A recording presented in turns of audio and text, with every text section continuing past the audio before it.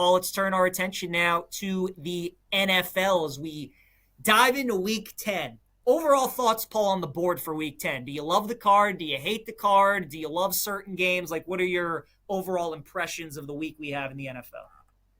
There's a couple I really like. I did have to just look at the live number in that Alabama St. John's game of 188.5, and I was like, "Oh, can we go under?" But St. John's I hasn't even wouldn't. shot the ball that great, and I don't want to be holding an under ticket as they fly past. So yeah, there's a couple games that definitely stuck out. So look, the one that's seemed almost too obvious, but I also think they're the better team, and I think they win as a short dog is the Eagles. And now that's the Monday night game, but like Eagles plus 2.5. The thing that worries me about that is like who's betting Packers minus 2.5? Like I think this spot for the Eagles is almost too obvious, but again, I just think they're the better team. Packers, they've shown that they're just kind of okay and they can play down the competition. Is the talent actually there and they just can't execute as well? They're such a weird team, a befuddling team. Not entirely sure what their ceiling is, but it's tough to think of the Packers as an NFC contender. And obviously you got the Eagles as a defending champ. So Eagles is a short dog is certainly one that stood out. Bucks Patriots is fascinating. I think the Patriots will be another, very popular underdog. Ravens Vikings. I don't even know where to start with that. I mean, PJ, I'm sure you've got some thoughts, and they're probably not great, but it seems like the Ravens have kind of been handed the AFC North. Like, oh yeah, all of a sudden they're back, and Lamar's back, and everything's fixed. And I'm not sure that that's the case. I have a tough time believing in JJ McCarthy yet, though. And then of course we got a Europe game. Falcons Colts in Berlin. We've got a glimpse of maybe the real Danny Dimes last week, or at least the bad version. And one more that's just like very intriguing and I think could just be up and down. Two bad defenses. Giants Bears could be very intriguing as well.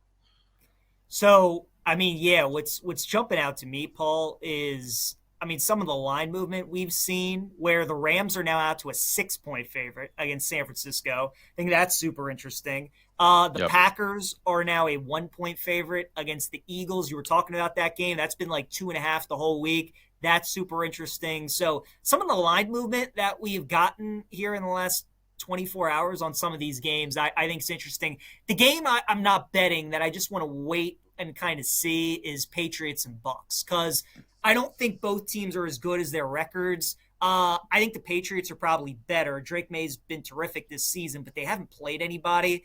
And Tampa, they're kind of the BYU of the NFL. Like they have this good record, but kind of they're just getting all these lucky breaks. So they're a team I kind of want to fade moving forward. Tampa as a 2.5-point favorite, I think is interesting. That tells me that the Bucks might be the right side in the game. But that one, I just kind of want to sit back and watch. You bring up the Falcons Colts game. We can start there with the one in London. India 6.5-point favorite. Total is 48.5. I haven't bet this game yet, Paul. The Falcons they're so up and down. They're so inconsistent. It feels like they do play up and down to the level of their competition. I mean, they lost to the Panthers 30-0. They lose outright to the Dolphins. And then, they go into Minnesota on Sunday night and they take care of them. They nearly beat the Patriots last week. So they kind of play to the level of their competition. And it's funny the perception of what one game does to a team, right? Everybody was looking at Indy as like, oh my God, this great team. They go into Pittsburgh, turn the ball over 6 times, and now people are worried about Daniel Jones again. But I look at it as Indy turned the ball over 6 times and they only lost by 7. I mean, they were still in that game. So I think the Colts can win this game by a touchdown. I haven't bet it yet, but these London games tend to be terrible. The favorites usually tend to win, and they tend to cover. I think it'd be Colts or pass for me if I had to play the game, but I haven't done anything yet. I mean, PJ, you don't want to wake up tomorrow and ruin your Sunday morning by 10, 11 a.m. With a bet on this game. I think for me, it's similar, but it's Falcons or pass. It just seems like a heavy number for the Colts. And the Falcons are so maddening. Like, they're just so maddening. Like, it's like sometimes it's like, hey, maybe just hand the ball to Bijan Robinson, and they still can't do that. Yeah.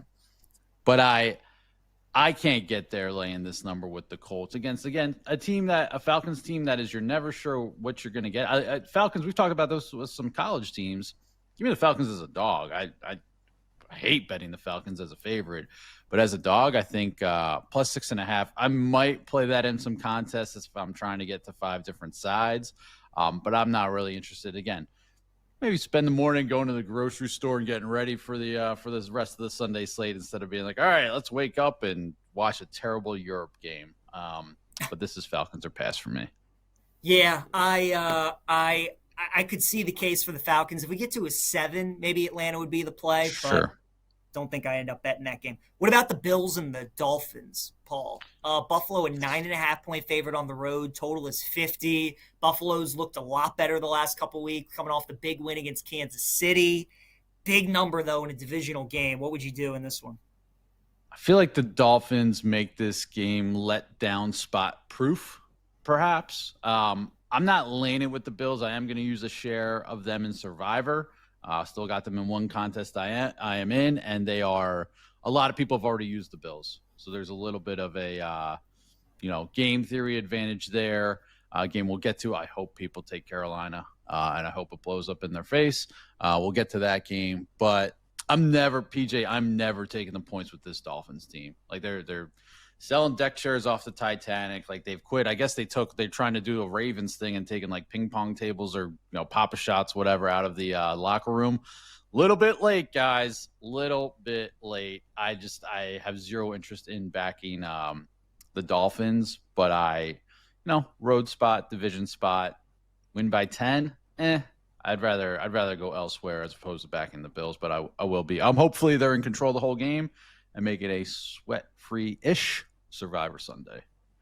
I mean, normally in the NFL, you bet home underdogs more that are dogs by more than 7. It's normally very profitable, like and big divisional. time. So and divisional right on top of that. So I mean, the number here would tell you to be on Miami. And the Bills are coming off that big win against the Chiefs. I think the Dolphins are going to be able to move the football against the Bills defense. The question is, like, what is Miami going to do? I think it's going to be similar to the Ravens game on Thursday night. You look at just the final score and you're going to be like, oh, the Ravens killed them.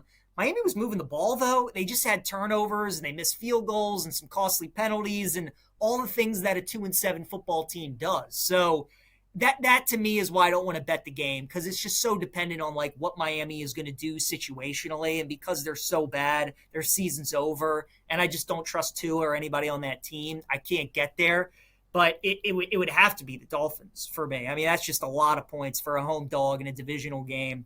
But yeah, nothing for me. My favorite bet of the week, Paul. Go ahead.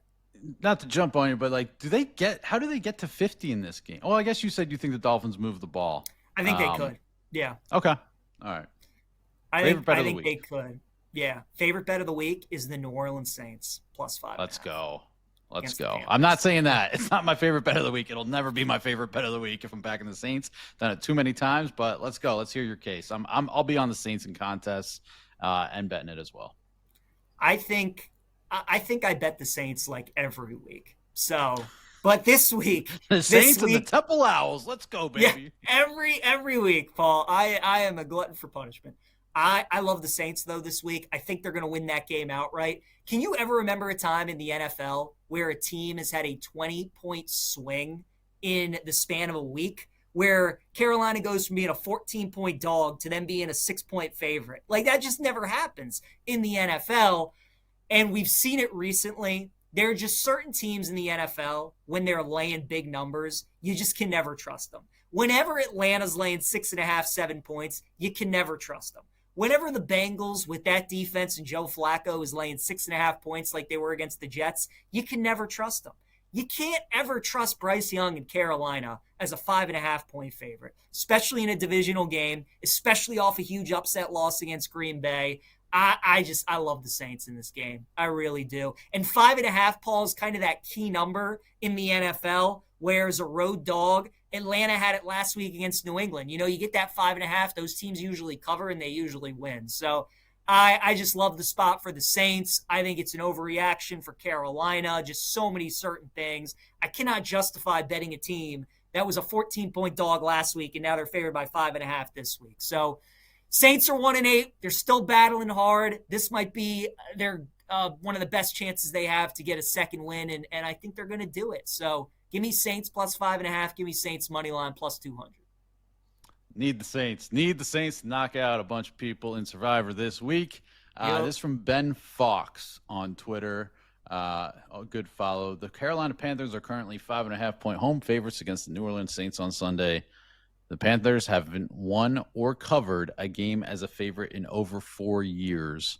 They are 0-10 straight up and against the spread over those last 10 games as a favorite. So, who dat? Wow. Who dat? Wow. Yeah. Man, the Saints might just be the play. It might just be a teaser play too then, because if the Panthers win, it's probably going to be one possession. Maybe they win by 6 or 7 and we lose the 5.5, but that's a great note. How about that? Yeah. So, again, that's why I'm not betting them in Survivor either, because I just will not trust a team like Carolina laying that many points. Jags playing the Texans tomorrow. Jacksonville is now the favorite after C.J. Stroud gets ruled out. Total is 37.5. I just talked about Saints in a teaser. This is one of my favorite teasers of the week. Whichever team is the dog in this game, I think you just buy them up to 7. With the total at 37.5, divisional game. Jags have already beaten Houston this year.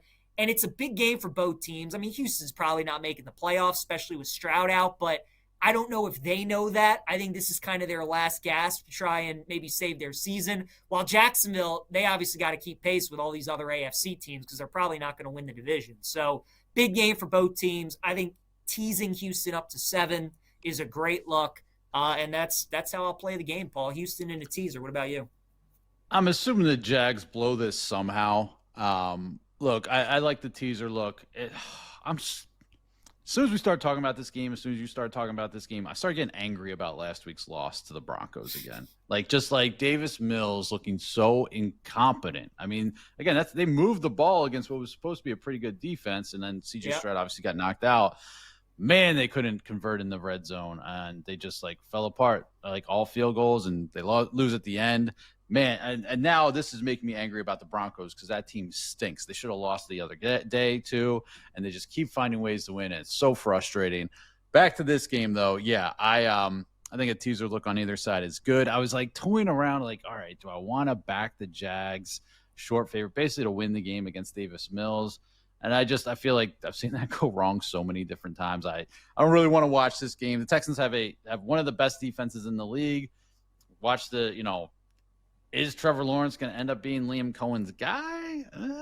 It's seeming dicey at best. So, yeah, it's just yeah, I'm good. I like the teaser look, though, for sure.